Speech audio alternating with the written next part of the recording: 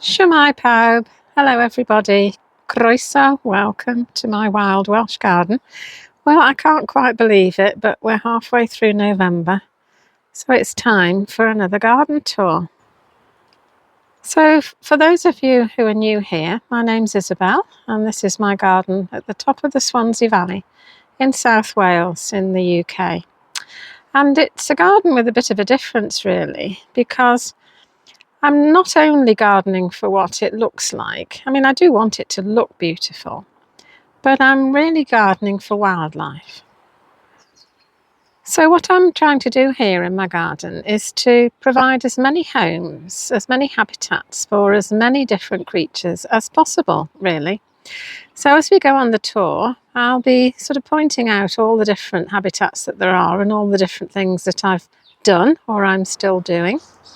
And then it's kind of up to you really to judge whether you think that it looks beautiful as well, and whether some of the things that I'm doing or I've done in my garden you could maybe do in your gardens too. But we're going to start the tour down there at the bottom of the garden by the back door. Such a lot has changed since the last garden tour. The Acer is completely bare, as is the little birch tree in a pot. The aeoniums have gone. Most of them spend the winter on window ledges in the cottage, apart from the biggest one that doesn't fit.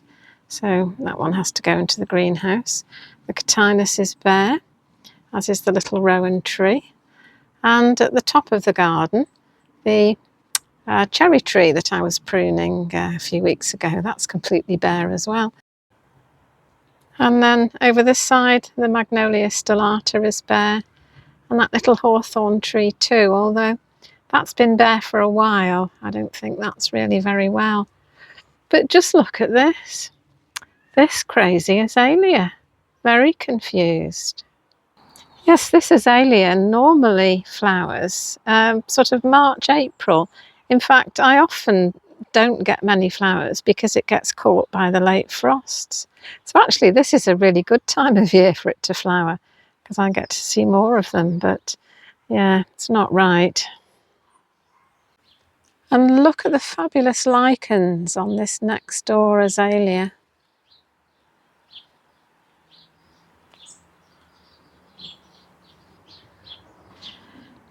And the thing is that all those leaves that have come off the trees, you know, have all ended up on the ground. And most people sweep them up, don't they? And either get rid of them or make leaf mould and compost out of them. But I just leave as many as I can where they fall. And then that becomes habitat for creatures over the winter. It acts like a kind of snug duvet where all the little creatures can hide away. And then the birds will come and rummage through and look for food. There are some places where I do sweep them up, like on this ramp that goes up and down from the back door to the woodshed. And it can get quite slippy and treacherous in the wet, so I just sweep them up and then pile them up under here. And of course what usually happens is the blackbird comes along and tosses them all back out again onto the path, but I don't mind, I just sweep them back up again. So this is the first of the new habitats. This is my mini wildlife wheelbarrow pond. And I only finished that last week or the week before, so there's not an awful lot going on in terms of creatures living in it, but at least the birds have found it.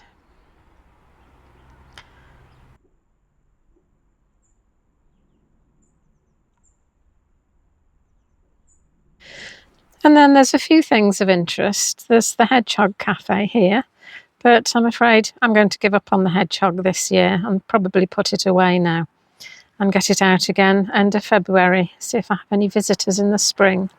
I've decided not to start using the bird table again because the RSPB have asked people not to feed birds on flat surfaces. And this is to limit the spread of that awful disease that's spread through birds' saliva. So I throw some food onto the ground first thing in the morning, but I wanted to hang some nuts up. So I basically shoved a stick that I've brought back from one of my walks into an azalea and hung the nut feeder on it. So it is a little bit bouncy, so not quite sure what the bird's going to make of it, but we'll see. Well, the little mini pond is absolutely full to the brim, and that's because we have had such a lot of rain. My goodness me, it's just rained and rained and rained. In fact, there's only really, apart from this day, one day when it didn't rain. And I took myself off to the National Garden of Wales to an antiques fair, and I bought myself a Welsh dragon. Yeah, you can't really have a wild Welsh garden without a wild Welsh dragon, can you? Yes, I've been looking for a Welsh dragon for a while, and a lot of them kind of look a bit like cartoons, like they've been copied from a children's book, but I think this one looks like Smorg. Asleep on his treasure. Well, this one's asleep on my old breeze block wall. I think he looks quite good there. And then next to it is a little rosemary cutting. This is about 3 years old, I think, because there used to be a huge rosemary here that grew from a cutting that my husband took of another rosemary that we had in Wigan, which we bought in memory of his very great friend who died, who was called Rosemary. So this is the granddaughter of the original one. So yeah, quite precious really. But the one that was growing here, that my husband grew from a cutting, was just trying to take over the garden. It was hugely vast and I was a bit sick of it really. I wanted a change. So I dug it up. And that's the root, which I turned upside down, put on an old bird bath. I don't know what you'd call it really, sort of piece of naturalistic garden art, because I thought it looked like an ant baby, or what I imagine an ant baby might look like, for those of you who've read Lord of the Rings. So that's what's going on down by the back door. And so we go up the steps and under the arch and up onto the main part of the garden. And then on the left are a series of flower beds where I've been gradually replacing the non-native plants that don't do anything for wildlife with native ones. And I've not done anything to tidy these up at all. One thing that I have found is that native plants, particularly these here, because they're growing in flower beds, they do grow rather tall and then flop over.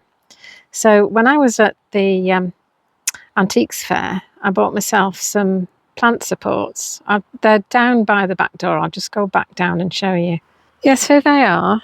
They're really heavy duty iron supports, the sort that go rusty. So hopefully next year my native plants will stand up tall a bit better. The hardy fuchsia's still flowering, and a few very brave Japanese anemone flowers. And there's cosmos flowers still in the garden. These are very late flowering. This one's still standing up quite nicely, but most of them have flopped over. And it's the same with the Verbena bonariensis. Yes, that's flopping one way and the cosmos is flopping the other. But you know, I quite like all this mess now, because I don't look upon it as being an untidy mess, because it's always full of little birds. They're sort of searching around. Some of them are eating the seeds, and some of them, I guess, are eating the creatures that are living in here, because this is going to be just full of little creatures, little invertebrates. A nice tasty snack for a little bird. Yes, I do warn you that if you take up this kind of gardening, it will change the way that you look at gardens. Because I look at a nice tidy garden now and I think, well, there's not much for the wildlife. So back to the main path and then up through the rose arch, under the rose hips, to to the top of the garden.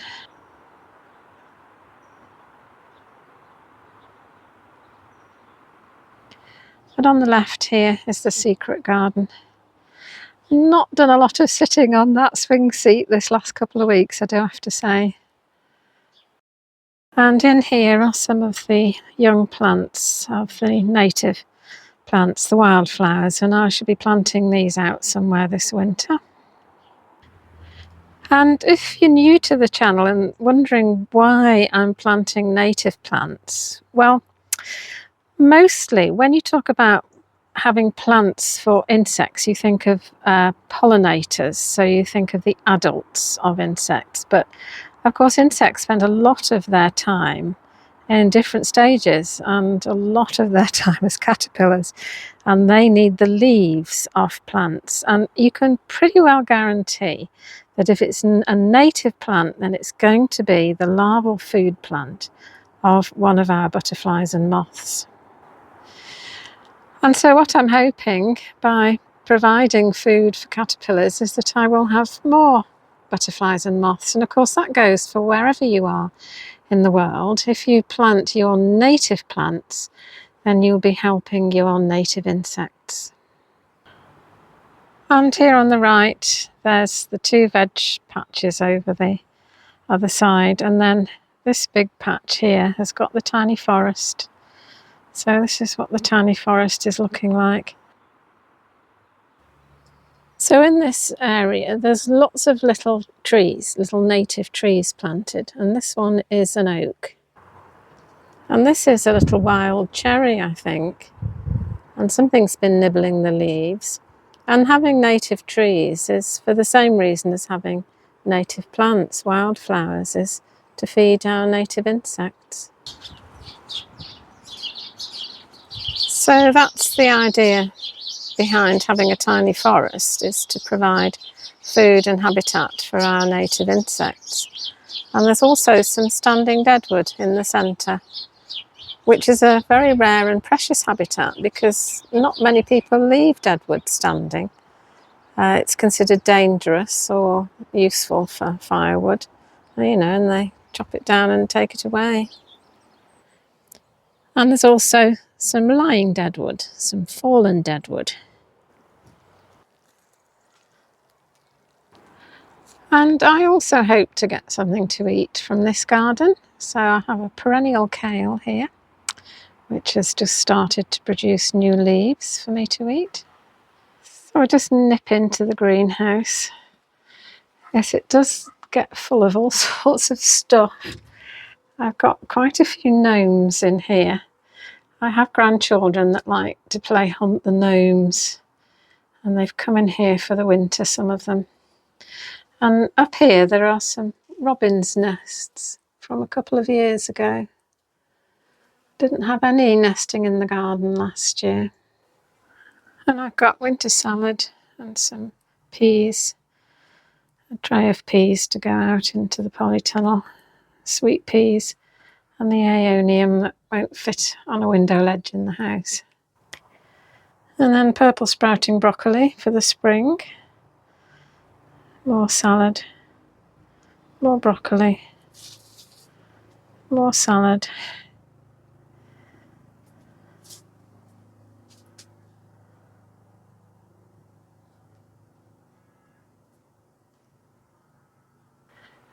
And then outside the greenhouse, at the top of the garden, this is what I call the pond bed.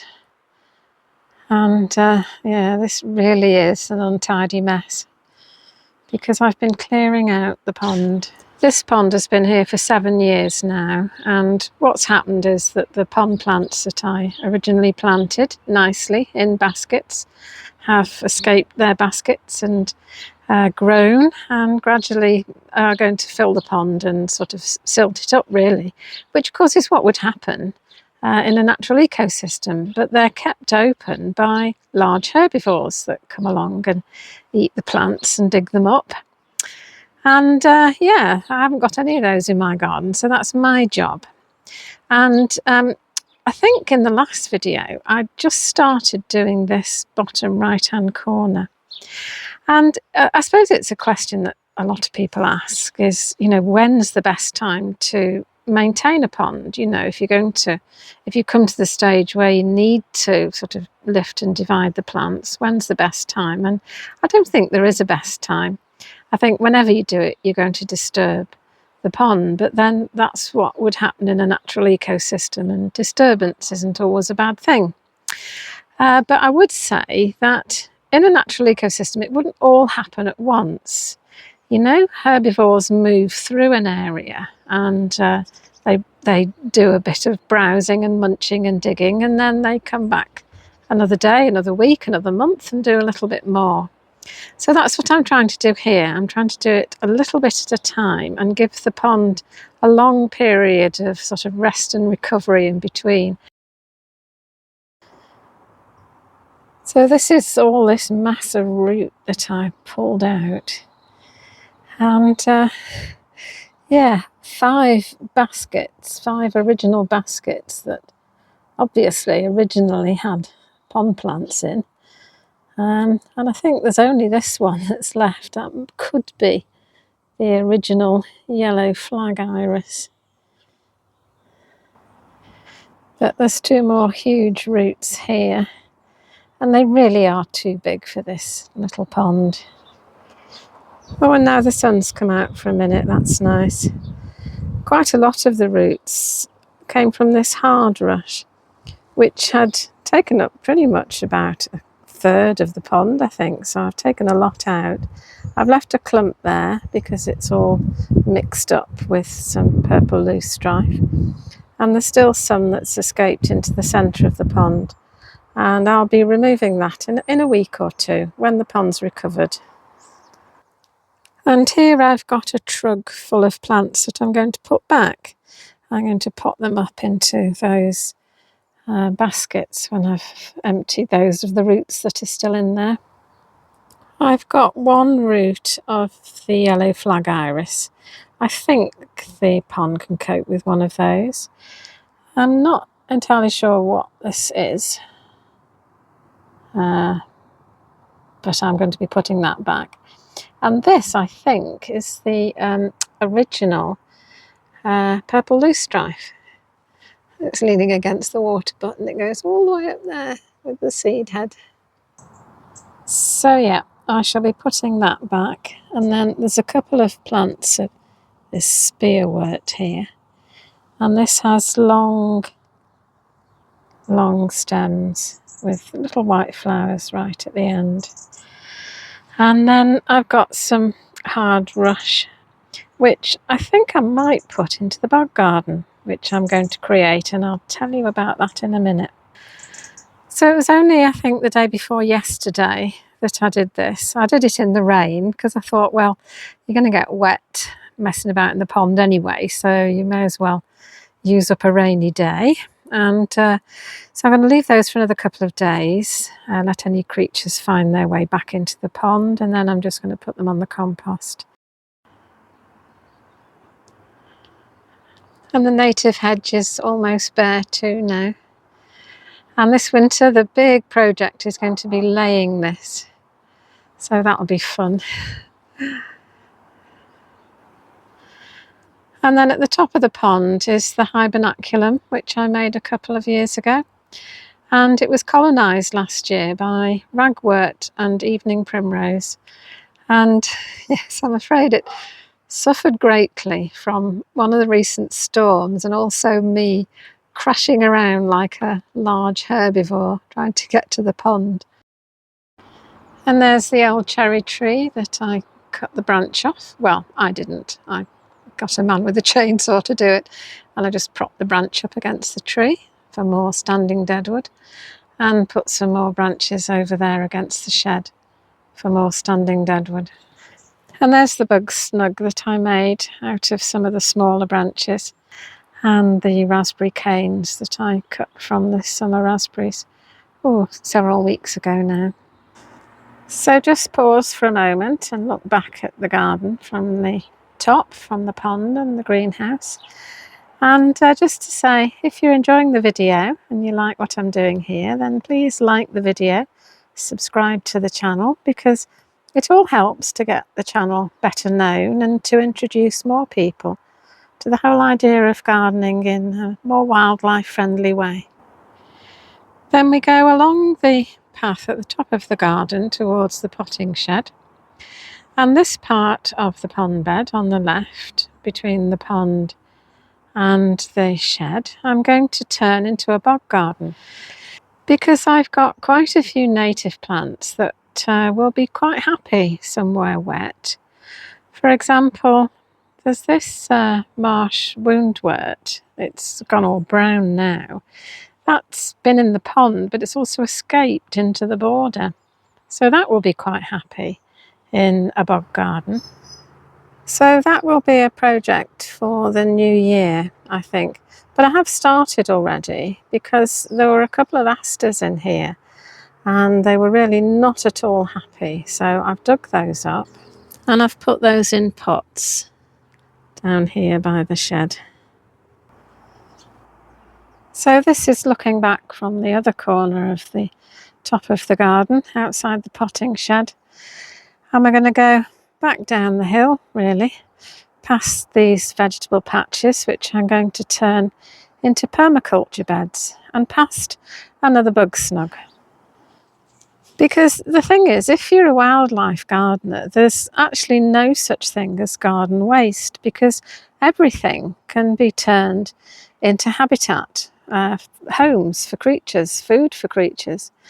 Even the roots of sort of those pernicious, so-called pernicious weeds, things like nettles and bindweed and horsetails.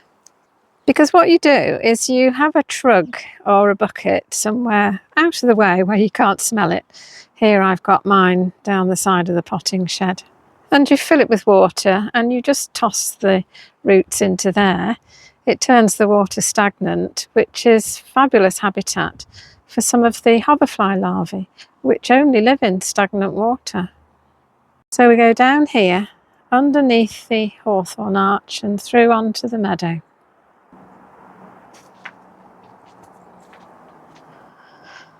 There's lots and lots of fallen leaves under the arch here.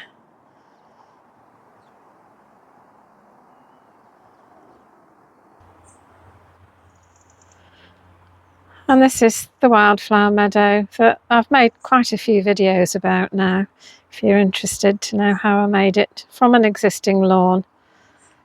And then more flower beds. And this is the other side of the azalea and the magnolia. And then we go down the steps to the old potting shed and the polytunnel on what I call the side garden. Past this grassy area, which I've planted deliberately to have long grass. That's because so many of our native butterflies, their larval food plant is one of our native grasses. And it's also a great place for some of the invertebrates to overwinter, down in all that thick tussocky grass at the base. And past the new pond, and because it's new, it's only been here a couple of years, it hasn't really needed any maintenance at all this year. And then we go up to the polytunnel. So a quick look in the polytunnel. I'm turning this into a permaculture polytunnel. At least that's the plan anyway. I sowed a lot of winter salad. Yeah, there's a lot of slug activity, but fortunately there's a lot of salad. So I'm basically sharing it with the slugs. And then I've got some purple sprouting broccoli for the spring. Slugs had a go at that one. And then on this side I transplanted a blackcurrant, and still got a courgette plant producing one courgette a week, and then some chard and a perennial kale and the broad beans and the strawberries. Yeah, not just slug activity but little snail activity as well. And I've started to bring some of the seedlings and the young plants inside. These are Verbena bonariensis, which have self-seeded outside in the garden. But what I find is they don't survive the winter. So I pot them up and bring them in the polytunnel, and then plant them out again next spring. And then down at this end, this is where I planted the asparagus, which I brought in from outside, where it was not at all happy. So hopefully it will be happier here. But I've actually put the table on top of it because I thought, well, the asparagus isn't going to need any light over the winter. And this is where I've put the wildflower seedlings. I did an experiment last year. I left some seedlings outside and brought some into the polytunnel. And it really didn't make any difference, except that outside all the labels blew away. So that's why I've brought them into the polytunnel. But we did have a storm which did blow a lot of the labels away. But yeah, I managed to match most of them up because I think some of these little seedlings I can recognise. Like I'm pretty sure those are both wild carrots and that those are both field scabious. But these, yes, I'm really not too sure about. I'm pretty sure that these little ones in this tray are bird's foot trefoil, but there's also a lot of other stuff as well. This is what's so much more exciting about growing native plants, is particularly if you use your own compost, is you never quite know what you're going to find, because those two are ragged robin, and then there's in the middle there's Verbena bonariensis, and then what actually looks like a bronze fennel there. And so we just make our way back now.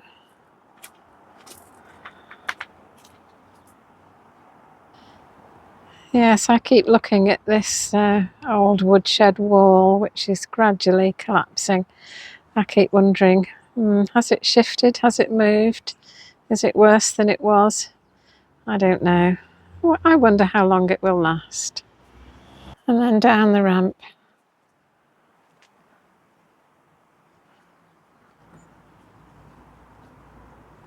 No little birds on the seed feeder yet.